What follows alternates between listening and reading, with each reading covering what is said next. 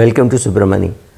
One topic which is sometimes very touchy is how do you help your adult children financially, whether they like it, don't like it, whether they deserve it. It's all, I'm not getting into the philosophy part of it. I'm saying you have decided that you want to help your son or daughter with money. You are in a sweet spot. You have retired, you have a lot of money, or rather you have much more. Let's say you sat with your financial planner and he said you need 3 crores for investing and you have 12 crores, 13 crores, whatever. So you know you have an excess, you know your children also don't need it, your children may not need it in the future, but you still want to help. Or your children are doing well, but you think that there is some help which you can do, which can be a helping hand. There are many things which you can do. If you want to give small amounts of money, so let's say you want to give 1 lakh a year or 1.5 lakhs a year, you can always say, I will sponsor you for one vacation every year, come with me, let's go on a vacation. You pay for everything in that vacation. This can happen. I mean, you can do it with your son, daughter, nephew, niece, whomever you want to feel like saying, let's go for a 2-day vacation, 1-day vacation, 3-day vacation, whatever. Maybe you visit some temples, maybe you visit some beach, whatever. So you can do this. This is small time. But if you want to help for bigger things, what should you do? If your children ask for money, then it's a different video, right? So I'm not even saying that. I'm saying here you have money. You think there are certain things which your children can do, should do, which you didn't allow your children to do, maybe your grandchildren should do, but your children are balking at the figure. Let's say you know that in Harvard there is a 1-month course for kids who have just cleared 10th standard, right? 10th class they have cleared, and it's a visit to Harvard, and you want to go into Harvard, see how it is and all that, and you want your 10th standard grandson or granddaughter to go there, right? So you've come out with the figure that it is 7.5 lakhs, and your son or daughter says 7.5 lakhs is a waste, I will not send, etc., etc. But you think it is add value. You have been to Harvard, you've seen the place, and you think your grandson should see it alone, not tagging along in a vacation and saying we will also go to Harvard. Let him go, let him stay there, let her stay there, right? Staying alone in a foreign country for a 15-year-old is a fantastic experience. And you think it should be done. So pay 7.5 lakhs, send your grandkid abroad, and his outlook in life changes. So that's a fantastic thing to do. Another thing you can do is to start putting money in a mutual fund in your grandson's name, and keep reminding him regularly, look, when you go abroad to study, it is going to cost you 3-4 crores, so I'm putting this money away for you. So sit with him, explain the statement, right? Let's say you're doing a 25,000 rupee SIP when he's 3 years old.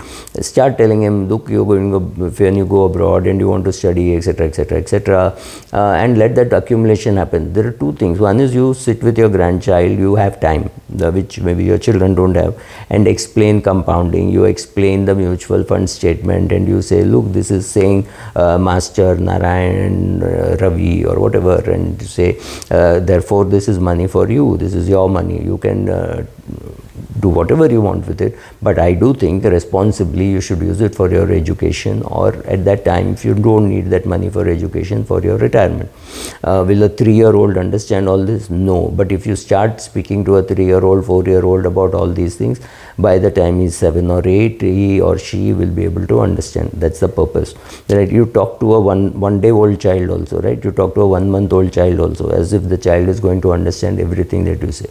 But suddenly one day when the child is 12 months old or 9 months old or something, says mommy, mama, papa, whatever, appa, amma, whatever, right? So it says all those things. So then slowly you realize, oh, now he or she is talking, and then that's how communication happens. So start talking about things which you think they may not understand, but they may be able to understand also. So as a grandparent, you're not just giving money. Of course you're giving money.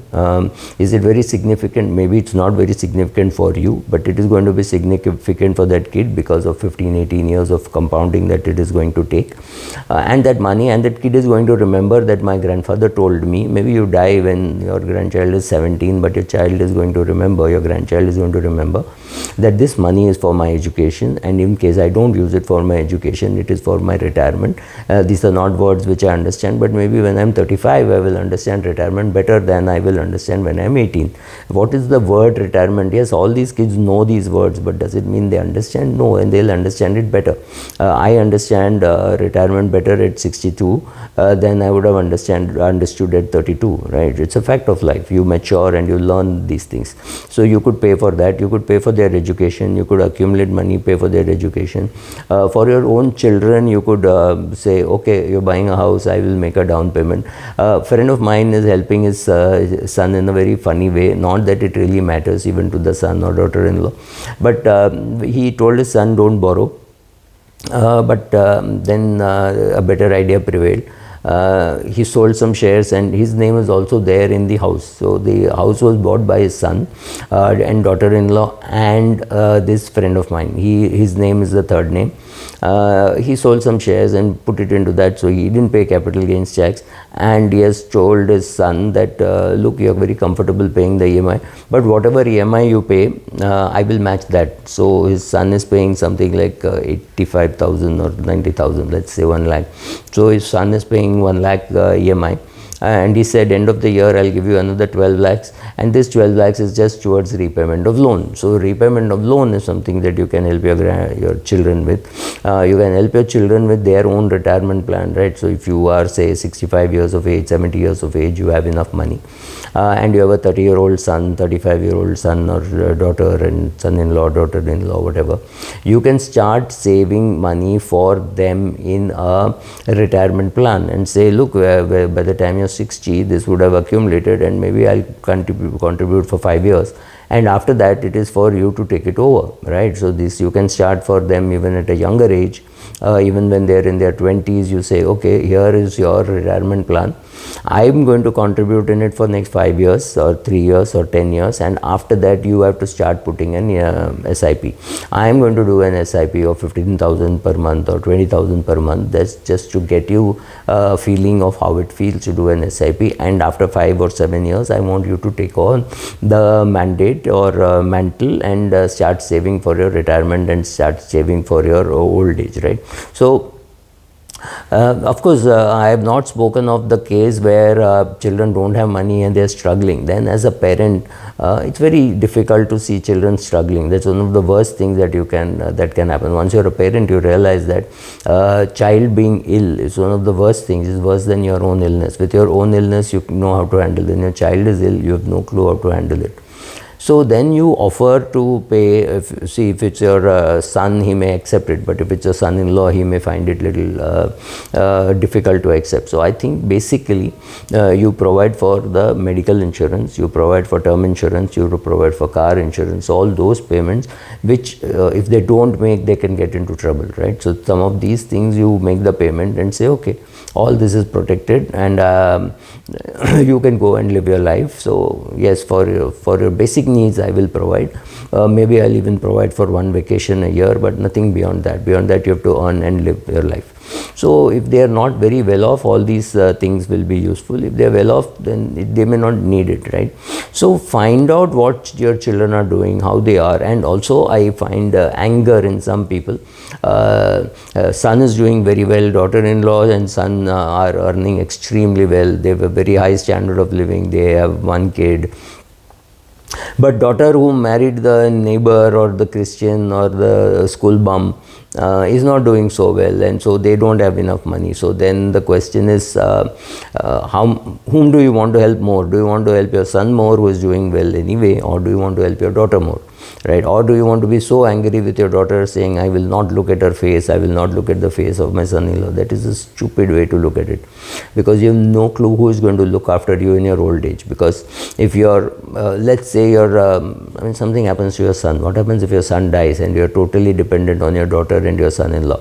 Your son-in-law and your daughter are going to remember all those barbs that you made at them, right? And you're 90 years of age or 89 years of age, you're lying in bed, you're going to die of remorse. So don't do all this. Don't fight with your kids. Yes, they made a wrong choice. Yes, they made a choice, right?